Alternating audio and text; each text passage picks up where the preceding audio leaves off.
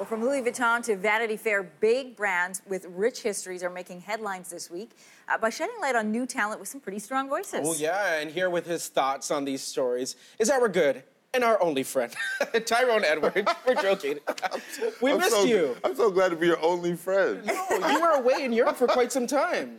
So it's good to have you back. Thank you. I'm glad to be home, actually. All right, let's dive right in. Let's talk about Virgil Abloh. We kind of talked about it a little bit on the show already, but he was Kanye West's artistic director. Now he's moving to Louis Vuitton. That's huge. Man, listen, this is huge because one of his history, right, artistic designer with Kanye West, the creator of a huge streetwear brand, Off-White, and just the collaborating king. Now, the reason why this is cool is because he is the authentic voice. He is the trendsetter currently. Like, he literally takes up a shoe with a black permanent marker, writes on it, and that shoe's resale value is increased by 300%. Wow. Now, the reason why this is also such an amazing thing, oh, those are the shoes I'm wearing right now. Hey. Oh, you have those on? I sure do. Can we get a camera now?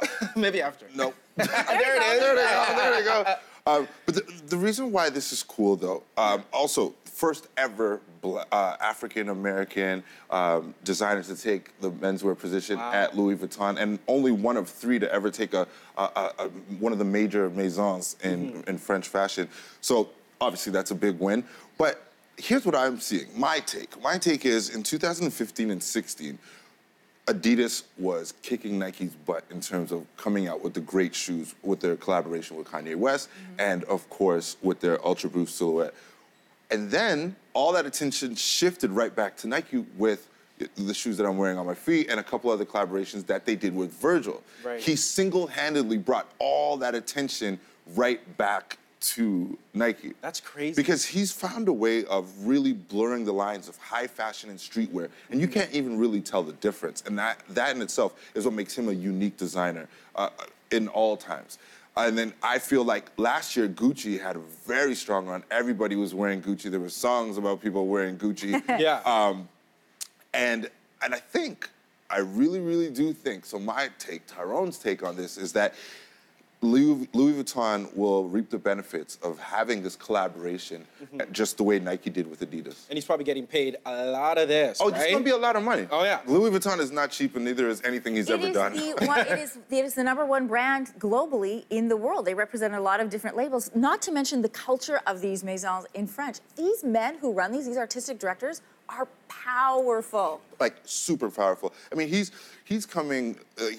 walking into this position following Kim Jones. And Kim Jones left a legacy. But at the same time, I think, this is why I think it's important. I think it's really cool that Louis Vuitton would reach for someone like this and say, you know what? We're going to trust in you to lead us as an artistic designer for our menswear because he brings in the money. He brings in the money. Yeah, he is profitable. Like, nothing he's ever done is cheap. But he's also he's got this unique flavor. If you see him, he's standing in the middle of a runway with, like, haute couture pants, some kind of very expensive material that I can't afford. But then he's wearing, like, a sweatshirt. Yeah, he's wearing a hoodie. That come up is amazing, you know? From the streetwear to one of the highest fashion houses in the world, wow. Huge. So I was super excited when I saw it. I want to get your take on the cover of April's Vanity Fair magazine. Oh. Fascinating. So Lena Waithe is just an amazing person. And the reason why I think that this is a must-read with the Vanity Fair is this article, when I read the article, it's a lengthy article. It goes very deep. There's videos that accompany it. But what it does is it shows you a young, talented lady who is following her dreams. And as a writer, a producer, and an actress, she's not able to just be that because she's black, she is a lesbian, and she's a woman. And because of that, she's kind of forced into these roles of being an advocate for the LGBT community. She's also, fighting and an advocate for the Time's Up and wanting representation of people of color in different roles on the big screen. But what's amazing about her story is that she is working it from all angles. She's a writer, but she's also an actress. She executive produces, she created that show. The Shy. The Shy. So she's got a hit show, currently got a hit show that just got approved for their second season. Wow. And so that's small screen, and she's she's working that angle, but then she's also in Ready Player One, which may take the #1 spot at the box office this week, and with Steven Spielberg. But what's cool about it is she's creating a narrative that's never been seen on any of these screens, whether it be small or big. What is the voice? What is the vibe? What are the temperaments of a black woman that is a lesbian in America in 2018? We didn't know and had no idea, no insight into that until now. And so this is why I think that this article is such a great read.